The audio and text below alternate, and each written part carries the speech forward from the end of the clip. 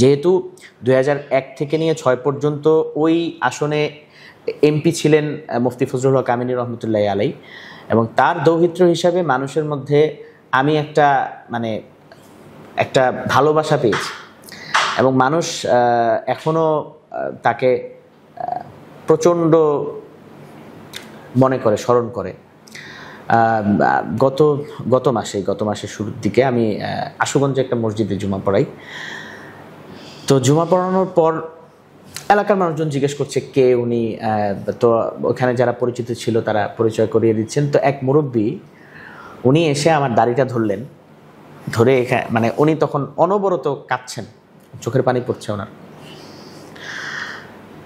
তো আমার দাড়িটা ধরে উনি বললেন যে আমিনী হুজুর, ওই যে চলে গেলেন, আর দেখলাম না, আর আসছিলাম একবার ওনার মাঠে ওনার বয়ান শুনতে, এরপরে আর ওনার সাথে দেখা হইল না। তো মানুষের এই ভালোবাসাগুলো আমি পাইতেছি। তা আমার মনে হয় যে নির্বাচন তো পরে, নির্বাচন করতে পারি না পারি এগুলো তো পরের বিষয়, কিন্তু মানুষের মধ্যে যেই ভালোবাসাটা আমি পাইতেছি এইটা আমার জন্য যথেষ্ট। এই দোয়াটুকু আসলে আমার জন্য যথেষ্ট। আমি মানুষের যদি খেদমত করার সুযোগ হয়, আল্লাহ যদি সুযোগ দেন, তাহলে তো খেদমত করব, কিন্তু এই দোয়াটা আমি মনে করি আমাকে অনেক আগায় দিবে।